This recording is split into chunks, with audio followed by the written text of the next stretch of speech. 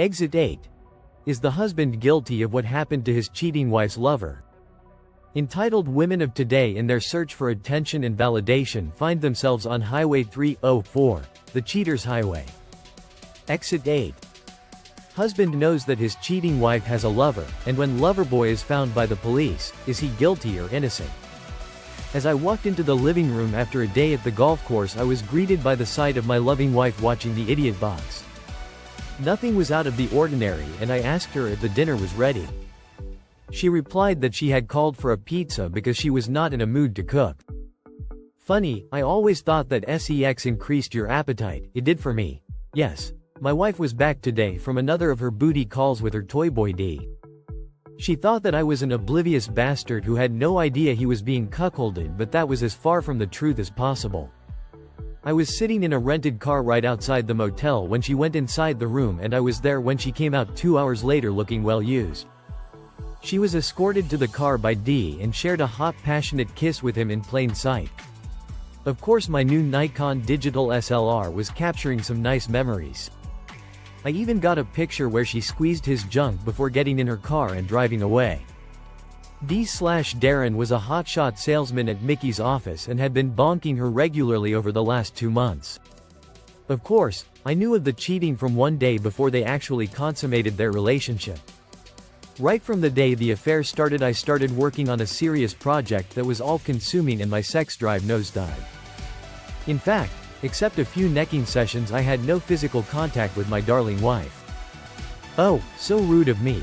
My name is Kelvin and I am a 34-year-old martial arts trainer. I am very high in demand, and my clients generally were movie stars who were preparing for an action movie or who had just the knack of keeping fit. My wife Nikki is a former child model who was one of my clients before marrying me. She had come to me when she thought she was ready for modeling again after losing the awkward pimples and braces that took her away from modeling during her teenage years. She never did go back to modeling, and today she works as a PR manager with an insurance company in Sacramento, California, our hometown. At 32 she could pass for a teenager except for the kickin' ass that spoke more woman than girl. Her face was innocent, almost angelic, and her petite frame with her small breasts were like a wet dream come true. That said, beauty is more than skin deep, is it not? Now, whenever I looked at her, I saw an ugly woman with a heart of stone.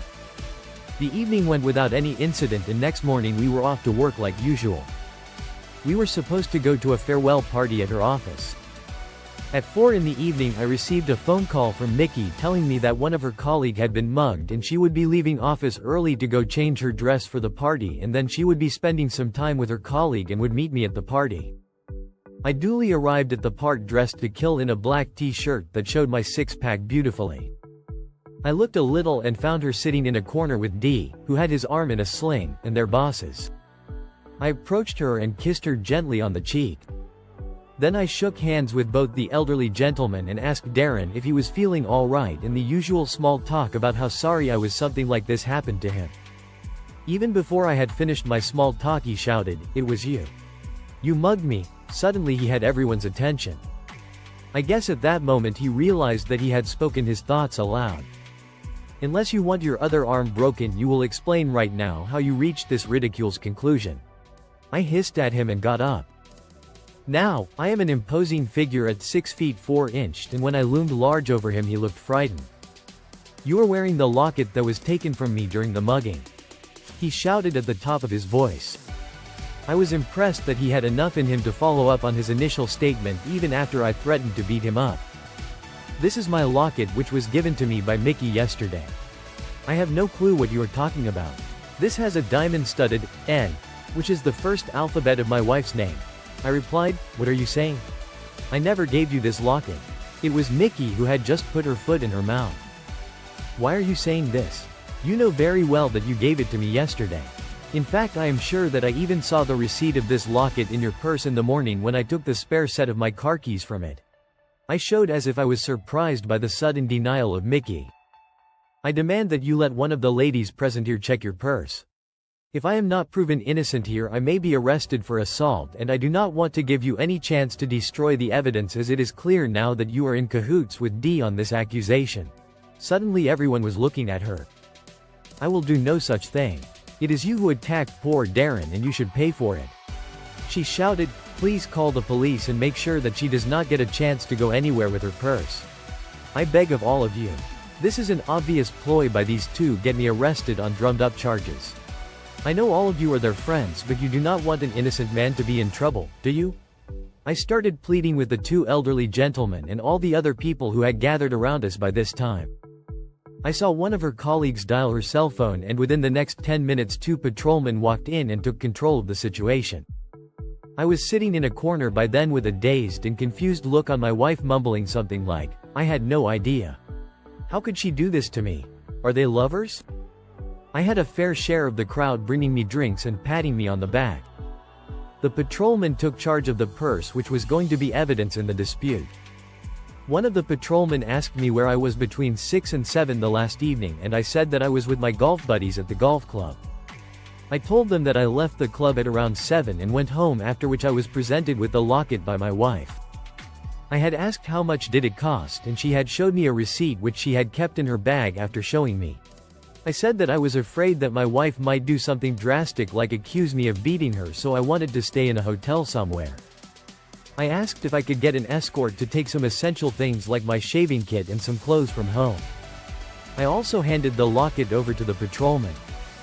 Next morning I was asked to reach the police station, where my wife and Dee were also being asked to be present. I turned up at the police station with my lawyer friend Perry and left all the talking to Perry. Essentially, Perry was charging Mickey and Dee with criminal conspiracy to implicate me in criminal charges of assault and robbery. We were all huddled together in an interrogation room and advised that we were being recorded. Perry argued that Darren had set up this mugging, and my wife gave me the locket to prove in a public forum that I had mugged him.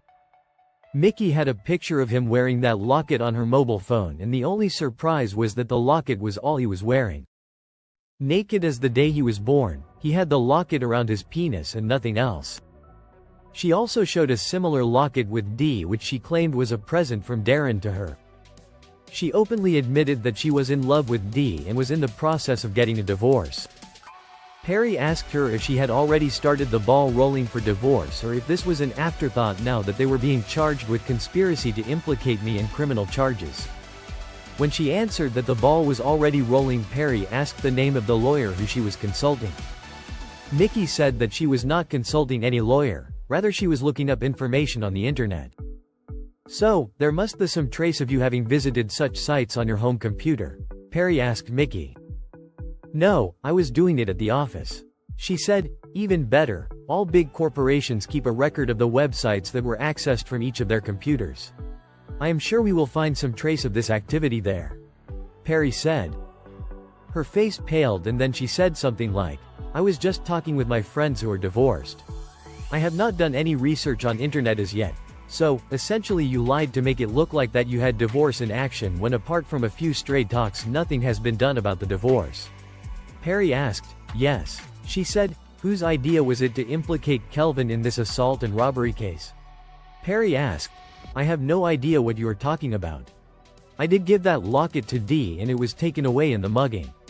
She repeated, do you know that your husband was always in the sight of the security camera at the club at the time Darren was been robbed? Perry asked. No, but he could have hired someone to do it. Mickey said, just as you could have hired someone to break Darren's arm so that you could get a more sympathetic hearing at the divorce hearing and walk away with larger chunk of Kelvin's money? Perry asked, no, it was not this way. Mickey was sobbing now. The policemen were amused by the whole proceedings and did little to break up the questioning except ask Mickey if she needed water. How long have you been sleeping with Darren? Perry asked. By now all fight was gone from Mickey, and she said that they had been at it for the last 2 months. Did you feel good about cheating your hapless husband? At least have some consideration for all the love that he has given you, and let the police know that it was your plan and Kevin had nothing to do with the setup. Perry pushed and she kept on crying.